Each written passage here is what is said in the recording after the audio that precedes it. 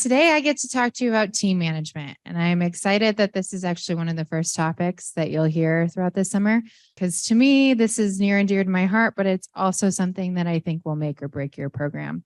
You can have the best idea in the world, but if you're not managing your team collectively, you will not succeed, right? And so we're starting off with this today, and I wanted to start this presentation by saying team management is a team sport. So you're going to have probably a team lead. We'll talk about that a little bit. That doesn't mean that the program manager does all of the program management, all the team management, right? You all here as a team, part of a smaller team, and you're going to go back to your universities and build another team. And so I would hope that some of these principles will help you in that journey. But remember, it's not just the program manager's job, it's all of yours. My name's Kate. I, like you, am a UNP alumna. I was a part of an NS8 team, so a NanoSat 8 team. I went to Taylor University, which I think many of you are from smaller universities, and as was I. So we had a team of about 8 to 12 people at any given time for our university program. And we still had a lot of fun and eventually made it into the phase B of UNP program. So hopefully that's encouraging to you if you have a small team. I went on to be a systems engineer with the UNP program office. So like Emmy and Sarah and Jesse, I did that for a few years, got to fly some satellites with university students, which was really fun. I went on to be a AFRL mission manager. So in our branch at AFRL, we do our own satellites as well, along with yours. And so I got to manage one of those programs for a few years that launched last year. And we had a very successful mission. So it was very exciting. That's me at launch integration. So I'm very excited. Today, we're going to be talking about team design and communication, and I won't bore you with all these details, but what I hope you take away from this is some of my lessons learned from peer-to-peer management, again, for any of you. So to break this up a little bit, we're going to start with a little thought exercise. I want you to, hopefully this will take about 30 seconds. I promise it will. I want you all to think about the worst team you've ever been on. And it could be a sports team. It could be a math class team, whatever team it is, think about it. Put your thumb up when you've got it. Okay, we've got majority. Now I want you to think about the best team you've ever been on. Might take a little bit longer, but again, could be a sports team, could be any kind of team. Think about the best team you've ever been on. Thumbs up when you got it. It's a little harder, right? Okay. Now, consider the differences between those two teams. So I'm guessing it's probably not the type of work you were doing. Maybe that was related, maybe it wasn't.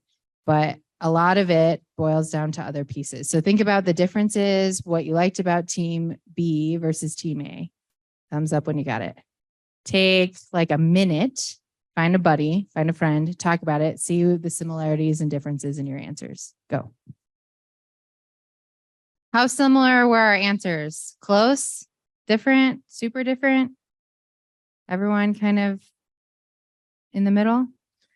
My hypothesis is we all have kind of a similar perspective when it comes to teaming, right? There's certain things that make it good, certain things that make it bad. There's not a perfect science, but we all kind of have that knowledge of, oh, it's a team project. I don't know, right?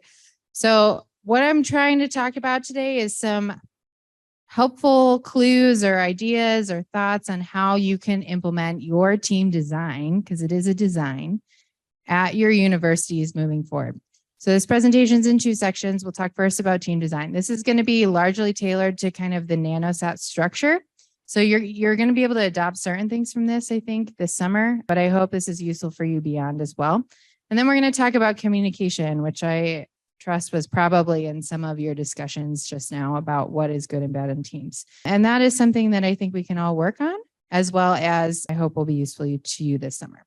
Okay, so first let's talk about a project manager. So a project manager is someone who leads a project. What is a project? A project can be anything that you're working on with a set goal, right? And so your satellite is a project. Your mission concept this summer is a project. Any subsystem within your team is going to be a project, and any kind of subcomponent of that is probably a project too.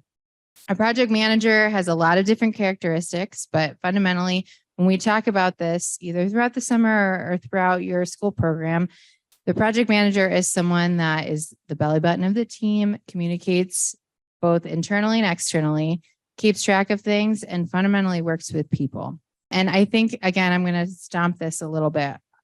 The success of your team depends on your ability to work together. And so this is a not insignificant part of this person's role. This section is going to give us a little bit of insight into how we've seen teams kind of in the overall UNP structure over the last 25 years do things. There's not one way to do all of this, but fundamentally, these are the core functions that your team needs to facilitate. Communicating with stakeholders, that's a big one. We are your stakeholders. You have professors that are your stakeholders. You have schools that are your stakeholders. We'll talk about that a little more in a bit. Translation of vision requirements. So I think as you all are starting to experience, you have people in your life, whether that's your professor or us or other external interested parties, telling you, I want this thing, and this thing may or may not be possible. This thing could be done in a bajillion different ways. Ultimately, you're going to want to get to a place where you have a system you can build to do that thing. There's a translation layer that happens there. Scheduling, budgeting, review coordination, those are all important things. Documentation, tracking, tasking, training. We'll talk about a lot of this further as well. Ensures progress. So you want to make sure the ball is moving forward. Risk management, issue management, recruitment, team communication, conflict resolution, feedback facilitation, decision-making, teaming, technical guidance, lab management, and mentoring. That's a lot, right? Like I said, this is a team sport. There's no one way to structure a team to accomplish all those pieces. The thing that you want to make sure in your well-balanced team is that you have attention paid. This is an intentional process, right? No matter how you implement your organizational structure within your university and during your time here, the important part of leadership is that you're setting expectations clearly. Again, we've seen all these different types of structures. We've seen different roles on teams. We've seen, even in our own organization, we do this weird thing called a mission manager. What is that? I don't know, but it does part of those job functions, right? And so the key here is expectation management across your team. The other important thing you want to consider when you're designing your team is the different functions or expertise areas that you need to have. And so this is probably something you're already considering or maybe going to consider in short order regarding your mission concepts, right? You've got maybe you're in the aerospace department, your professor's in the aerospace department. Well, you need software people too, right? And so part of the beauty of this program is that we kind of force a multidisciplinary teaming structure because there's all these different knowledge areas you have to cover. You want to make sure you have all of your different disciplines. You want to make sure you have understanding of all your subsystems. You want to make sure that you have functional coverage across the different areas like process and things like that within your school. And so this isn't meant to scare you. It's just a consideration when you're doing recruitment, when you're doing kind of role assignment, how are you covering all of those gaps in all of those areas? And then the last and most important thing related to team design is make sure you remember that no one knows what they're doing, not even us professionals. That's kind of the point, especially in your programs, right? It's an educational process. And so, of course, no one's going to know everything about power systems. No one's going to know everything about how to do ADCS design, but you want to make sure that you have a team that's willing to learn and work together to achieve those goals and learn that together. The other really important thing we've noticed over the years about teams who succeed in the NanoSet program is culture. And so that's one of those things where, which comes first, the chicken or the egg? Is it the good teams that just foster a good culture, or is it the culture that makes a good team? I can't tell you, but I think this is an important investment area. When we talk about culture, we talk about a couple different aspects of that. One of those is just like this gel thing, right? You've been on teams. So think back to your best team. I'm guessing that team that you thought of immediately was a team that kind of gelled, right? That doesn't mean you all have to be best friends, but what it does mean is that you're able to collaborate and work together, and part of that's communication. So there's a gel factor. There's also a fun factor. So we tend to take ourselves very seriously in engineering, and I think that's sometimes a good thing, but I also think that this is not that serious, right? We can have some fun with it. So these are some examples for edification in your new UNP experience. just some historical images. So the first one was from my college back when I was in school, and they made us take that sign down. But, you end up spending a lot of time together in the lab and you just, have fun. And so we had a caffeine sign needed. The one I failed to take a picture of was when we wrote on the whiteboard, like, don't feed the engineers, things like that. Fun, team bonding. This was one of our teams here in the middle that won our FSR. Was it NS9, Jesse? NS10, Mochi? 9. They were the funnest team I think I've ever seen. So they had fun together and they worked together, and those things played together well. And then I would not recommend doing this just from a technical standpoint, but we had a team who flew a program called Armadillo about 4 years ago now. And on that satellite, their state of health beacon had crazy messages like, don't like space, or like, buy a better telescope if you want to see me.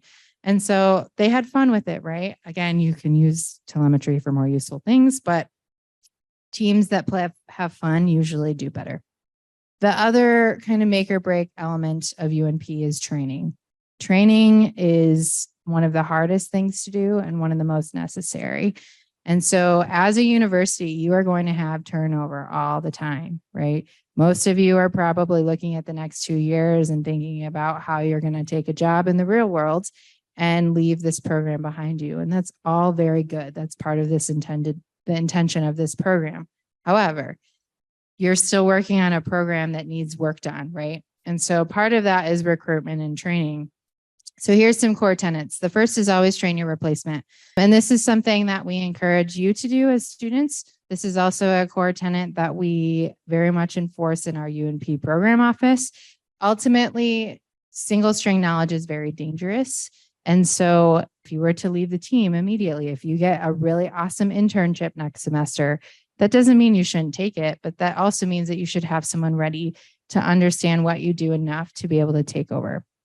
Training doesn't have to be one-on-one meetings and all this stuff, right? Part of training is hands-on responsibility. And that's one of the things I think we all struggle with.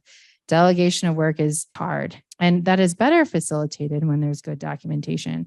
I don't think we mean you need to document every single thing you do, but making sure that you collectively as a team have a way to document important things is important.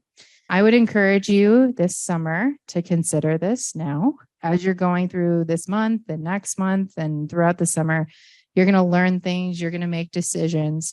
And if you don't document those decisions will probably be negated in about a year. So make sure you're considering this as we start now. Are there expectations for documentation? So there are formal documents that you have to do, which is good. I would encourage you to also figure out how you're going to do team note taking and team kind of design space. Most universities have spaces that you can leverage, like Microsoft Teams, among others. I would highly, highly encourage you to start that now. Intentionality is important in everything we do here. So this would include training. Being intentional about training and not just being laissez-faire is probably the pitfall we see most often. Use a training period to always consider where people fit best in your team, right? Think back to the slides we had before. What are the best skill set that a person has? How does that align with your team? What is the best optimal kind of placement for someone, both for them and for your team writ large? The last but not least, keep programs and systems stupid proof. So I think I could tell you a lot of stories about UNP programs who have failed to close on missions because they were afraid to touch their hardware, or they implemented things in such a way that they were really easy to break, and therefore not a lot of people were allowed to touch hardware, or fill in the blank. That is not great, right? So you want to think about designing not just your system, but your team's infrastructure in such a way that not only is it well documented and understood, but it's also built in protection, but not overly so. So you want to have trainings for hardware handling. That's important. That's part of this. You want to make sure that you teach people how to set thresholds on your power supplies so you're not overcurrenting systems, right? And if you build in those guardrails, you're more likely to have a productive team environment. Certain things require more experience than others. Make sure that you're clear on that tasking. Everything else should be fair game, right? Allowing people to get real experience is part of the training process. And then anything you can do to keep excitement high is going to help you in the long run. Those are obvious tips. All right, let's take a quick break. So what I want you to do is get in your teams. We're going to take like a couple minutes here and talk about brainstorm training and recruitment strategies within your university. Every university is different. Some of you probably already have set mechanisms, so you can talk about what you think you can do to improve those. Some of you probably don't, and that's okay. But think about for your own program, your own university, what things you might want to consider in training and recruitment. Okay, the second half we're going to talk about this morning is communication. So I'm going to talk through a couple different kinds. We're going to blaze through external stakeholders real quick because I think that's a good conversation, but we're going to focus mostly on internal communication. First, let's talk about external stakeholders. What are external stakeholders? Actually, let's make it interactive. You saw the first one, so I'm going to leave that. Who else are your external stakeholders? UNP, very good. Who else? NASA, very good. Who else? Yep, DoD, people that care about your mission, very good. Anybody else? There it is, your university, that's the last big one. All of these people are external stakeholders that have some level of vested interest in your program, right? That's an external stakeholder. It's important to communicate with them and not just communicate with them, but manage expectations. This is my favorite, I guess, description of what a program manager's job is to manage expectations across everybody, including your external stakeholders. So that requires you to establish some things, not just do them ad hoc. Establishing communication expectations, including things like cadence, if it's schedule driven or event driven, things like that, that's important. That's not just true for us, right? When you're talking to NASA and UNP, that's kind of scheduled for you. You also need to kind of set expectations with your professors and other interested parties to make sure that that is well understood. That prevents some levels of kind of over insight, right? But it also enables you and sets up a mechanism for you to express need or concern or things like that. Requirements versus desirements is an important one. You're going to spend a lot of time, I think, later this week talking about that. Understanding priorities of all the interested parties is important because you might think you understand certain things and then you make a decision and then that really upsets someone, right? And so making sure priorities for your program are understood is kind of a key piece of this. And then knowing what they care about, again, like priorities. You want to know what someone cares about so you can make decisions within your program, and then that is fundamentally fostering trust. And when setting expectations upward and outward, you want to balance attainable with interesting, right? So make sure that you are setting expectations in such a way that you can fulfill those expectations, but not overcommit on your own resources. The rest of this is going to be expectation management within your team, which is kind of a weird way to think about communication, but most of our communication is in some ways meeting or not meeting expectations. We've got three things here, right? In order for you to set up a team that is a productive environment, you have to be able to identify what people need to be doing. And so there's elements of establishing understanding of responsibility, leadership, and engagement across every team member in your program. I guarantee you, if you did all of these perfectly, people would be thrilled about working on your program. That's hard to do. So no pressure, but just kidding. But these are kind of the core tenets of some of these elements, right? You want to make sure that when you are setting up a team, particularly in communicating with team members, that they understand their responsibility, they understand your expectations in terms of leadership, and they understand kind of the engagement. So what is the attendance? What are the hours? What is the reporting? Things like that. Realism is necessary in those conversations, right? We're all students. We all have other things going on. And so establishing those boundaries is important. Performance management. This is like the hardest thing that a program manager ever has to do. You are all students. It's a peer-to-peer situation. That's true in the workforce as well, right? At least in our program structure, our program managers are not necessarily people supervisors. And so you start to get into some weirdness there as you experience as well, right? And so there is Performance management is a hard thing to do as a student, but there are things you can do to kind of help your team writ large. That's not to say there's one person that's a problem, right? A lot of times performance management is an expectation management issue. The real questions to start asking when you notice a performance issue are what are the expectations and how are they different? Is someone's perceived understanding of the expectations of their team membership different than what you've outlined? What's being done well, what's needs improvement, and why. Feedback is important for everyone, including the program manager, for a team to achieve effectiveness. Considerations in doing performance management: be kind, address things early. You'll find that this is one of my hardest things, right? Addressing things early is difficult. And listen first. I can't foot stomp this enough. Making sure that people understand what their job is and what you want out of their performance is the real key to getting someone's performance up. Feedback is a key part of that. So I've used all of these tools in different capacities across the different programs I participated in.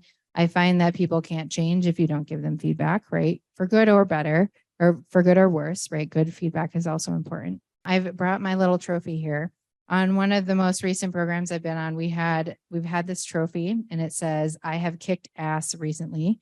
And it has a little karate guy and a donkey's butt. And it's cheeky and what's the word? Chintzy. But the heart behind this, right, is you want to make sure people's accomplishments and people's endeavors are praised and noticed and understood. And so we would take this to team meetings, and anytime someone did something, maybe I got awarded this one week, and so it was in my possession. And if I noticed that someone was doing an amazing job at fill in the blank, this would go to them, and I would stand up and tell the team why. And, there were drawbacks to this process, but I think in general, things like that are helpful, because having a culture of positive feedback is probably the most beneficial or performance management proactivity that you can do. And I think it helps people engage, and it helps people want to do well. Make sure that, even assuming some of you guys are team leadership, make sure that you have a mentor or someone that's giving you real honest feedback as well. This is something that is important, and having a receiving posture for feedback is very hard, but important as well. And it's not just a good thing for you, it's a cultural element, right, for your team. Okay, on to the less fun stuff, more fun stuff. I don't know. Here are some communication tools that you can use this summer as well as in your future. These are all well understood things. Most people have impressions of things like meetings already. So put away your connotations, all the things that you hate about meetings. I don't know. Do you guys have student meetings? People in the workforce hate meetings. Maybe that's just a jaded thing. Maybe not, but there are ways to do good meetings that actually make them useful. So meetings should always have a understood time, place, and cadence, purpose, desired outcome. Those are the hard two. Agenda, attendance, make sure you know why you're at a meeting, and set expectations early. If you do these things, meetings can be one of the most beneficial ways for you to collaborate as a team. Scheduling. All right, we're going to ask you for a schedule, full stop. You're going to hate it. I hated it. I still hate it. I'm not sure why I do it sometimes, but schedules are important, and here's why. They fundamentally are a tool to communicate the amount of effort that you have to achieve. And this is not just for your stakeholders, it is for your stakeholders, but it's also a potentially useful thing for yourself. It's a reality check, as well as your team. It can communicate interdependencies if you do it right? You want to avoid making big mistakes because you skipped a step in the process. And so a planned schedule that's been reviewed and discussed can help prevent that. It also helps communicate priorities, right? There's this thing called the critical path, which I won't spend a ton of time on, but fundamentally a schedule is a tool to let you know what's the most important thing you need to get done yesterday. And then it helps you track progress. I had a cadence in the last program I managed where I updated it once a month. And some months were really hard because you're like, man, I did not move that line at all. In fact, I'm 2 steps back. But that's a good reality check. And sometimes we got a lot farther than we planned. And that's really awesome, right? And so these things are important to kind of keep perspective throughout the program. Some tips: don't make it over complex. You want simple schedules so your stakeholders can understand them. And then make sure you understand the purpose. I actually maintained a couple different schedules because I had enough variation in need to require that. That's not always necessary, but just make sure you're understanding that without turning the crank, and make it easy to update. Dashboard. This is something UNP will make you do. It's an important thing to show status. You can also use it for your inter-team communication. We've used, particularly in software development and things of that kind of nature, we use Jira, or, name your favorite alternative. There's a lot of goodness in having a snapshot capability to understand what's going on across the board. Key considerations: be clear, consistent, make it user-friendly, and integrate it into your process. Don't have something for sake of having it. Presentations: I'm sure you're going to get more lectures, looking at Jesse, on how to do this well. So I'm going to breeze through this. Cool. Format: be clear. Content: know your audience. Presentation: I'm guessing you all have taken a presentation 101 class. If not, come ask me later. And then the last, risk tracking. So this was a question I remember from kickoff. It's a great one. How do you do risk management? And I literally just finished a master's class on risk management. So you can take full classes on this particular topic area. What I want you to take away from this presentation is that you should pay attention to risk. How you manage it should depend on your program and what is useful for you, right? Risk tracking has 3 different purposes from my perspective. They include informing stakeholders, understanding that there is a risk here allows for avoidance of surprises later. I recently worked in a program, and we're dealing with one right now where we've been tracking a risk from the beginning of the program, and lo and behold, it was realized. And in cases where that's a surprise to stakeholders, that becomes much worse from a program management standpoint. There's a lot more that you have to do to kind of recover from that risk than you do if you've kind of communicated that from the get-go. That communicates the team on need for attention or mitigation, and then it helps you decide on resource allocation. Take a quick break, collect with your team. I want you to talk through, just kind of quickly, some strategies for communicating this summer within your team. So what are you guys already planning? Have you thought about that at all? What is your kind of inner team communication strategy? All right, gang, we got a full plan, right? Everyone knows exactly how they're communicating all summer. Obviously, I'm just hopeful that I'm hoping that these questions will just give you some thinking space and kind of initiate some thought that you can take back with you as you go on throughout the summer. I think you're all staying together, right? So you're going to have to talk over dinner about something. The last section of this presentation are personal lessons learned from my own career. And so I'm going to walk you through the 5 top mistakes I've made and why I made them and how I made them. Not exactly, but I'll give you an overview. I'm going to talk through the 5 biggest mistakes and the 5 kind of pro tips that I can give you for this. So the first big mistake I've made is micromanagement. Everyone has different personality. Mine is type A. And so I like to make sure things are getting done, right? This is a mistake, micromanagement, because it's fundamentally a demonstration of lack of trust. And that is not a good thing, right? The root cause of the problem there is a trust problem. And so micromanaging is not the right solution. Instead of micromanaging, establish clear roles and responsibilities and clear expectations for progress and outcomes, right? And at that point, you kind of have to trust until proven otherwise. At the same time, being too hands-off is also a problem.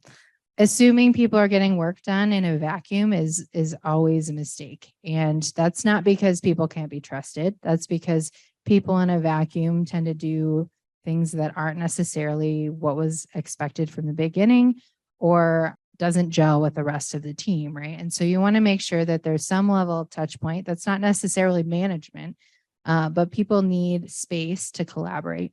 And so providing that's important. Avoiding confrontation is, I think, a lot of our defaults, mine especially, and that has caused much pain in my management life. Confrontation doesn't mean conflict, right? And like we talked about earlier, approaching situations kindly and early is the best way to kind of mend any potential issues and help teams kind of move forward in a constructive way. And sometimes that doesn't mean that you are the right person for that. Sometimes that means bringing in another person to be involved in the situation. But at the end of the day, making sure that you don't avoid confrontation, it solves problems before they happen. The other kind of thing here, don't assume people work the way you do, right? That has to do with all kinds of aspects, right? People work differently. Some people need, 1,500 monitors. Some people can get away with a 10-inch laptop screen. Everybody's a little different, and that's okay. But we want to make sure that we both support an environment that allows for dumb questions, right? There's no space. I don't think there should be a space for shame when it comes to collaboration. And then there's also kind of a needed grace when it comes to accepting people's work differences, and that's good. And then the last thing that I've done that I regret is relying on messaging platforms. I'll tell you a story. We were trying to build a satellite during COVID. Some of you may have similar experiences with different outcomes. We relied a lot on different chat mechanisms, and that included everything from tasking to requests to questions to whatever, right? Very early on, I learned through good constructive feedback that was not effective, right? There were things that even I would say that came off in ways I didn't intend, right? Because you lose context when it's in text. Text and messaging platforms, Slack, which are all on, they all have good value and utility, but for certain things, right? And so you want to make sure that you're balancing that communication plan so that you have boundaries on what's appropriate to have in Slack and what's not. An example, you do not want to have design discussions over chat platforms, like period. I will foot stomp that. Pings and simple questions, maybe that's appropriate. So everyone's different. Understanding that context matters when it comes to reading text message is important, but I've really had issues here in the past. Maybe I'm a bad texter. I don't know. Here's my top tips. How much time do I have? Good. 1, get good at baking, but it doesn't have to be baking. I personally in college used to buy the like Costco size Nestle Toll House cookie dough things. Don't have cookie dough in your lab, but having little like tokens of appreciation across the team is a good thing to do. It builds culture. It's fun. People appreciate that, and it shows you appreciate them. Listening first, particularly on one-on-ones, but really in most discussions, especially if you're leading a meeting, it's really easy to just kind of steamroll and like start talking. I really advise listening first. Sometimes that's hard, right? When you're trying to get things done or you're trying to resolve a problem, but making sure you have all the necessary inputs. This is like an engineering thing, right? Making sure you have all the necessary inputs before you push an output. Like, duh, right? Like code 101 or like engineering 101. But we don't do that with people all the time, right? And so making sure we're applying that principle of listening first is key for successful management. Third, soliciting feedback. We already talked about this. There's lots of ways you can do that. Feedback's important, positive and negative, for growing and succeeding as a person and in your project. But don't assume people will just come to you with feedback. Sometimes that happens and that's a good thing, but sometimes you need to solicit it. So don't be afraid to ask. And then this is like probably my favorite tip. Whatever, fill in your role, chief engineer, program management, senior person on the team. No one is above any task. One of my favorite things about when I joined the small satellite branch at AFRL is that a lot of us were UNP students. Not all of us were, but a lot of us had like hands-on experience as students. And we all just like started sharing like stories, right? Of like, oh man, one time I was in the lab at like 2 a.m. and I was like soldering on solar panels, and like, don't condone that. But like, we all have these stories, right? And so I think it's important that we understand that there's like learning at every level. And so I've learned more from like having to solder a board or like doing things like that than from a lot of other experiences, right? That would be more like traditionally chief engineering. So consider that just in your personal tasking, as well as when you're collaborating with others. Know your people, engage. The other thing I will say is when you, as someone in leadership, do an annoying task, it demonstrates to your team that you are also invested in the team itself. And that's like more important than anything else in terms of trust building. Know your people, engage. pay attention, right? Like this goes for everybody. No matter where you're at on a team, make sure you're understanding your environment, because we're all people. We all go through things. We all have other stuff going on. And so engaging in other people's lives, there's a balance, but it's important to recognize that this is not just like a system as it would be in engineering, right? We are all humans and we all have stuff that needs to be dealt with. And remember, you're all learning and we're all learning, and that's a good thing. So that's important. That's it. Do we have any questions? Yeah, good question. How do I approach conflict management? Well, as I said, not well. I would recommend first, again, it starts with the one-on-one. It starts with the listening, gathering inputs, because my perception of conflicts has never always been 100% right. Like you don't always know what's going on right away. And so having that as a first step is hugely important. And then it really is going to depend on what the conflict is. But again, bringing everyone back down to the realization that we're all human, we all make mistakes is really the heart of it. Yeah. So the question was like, how do you deal with tone when it comes to text messages or in person? Sometimes things come off incorrectly.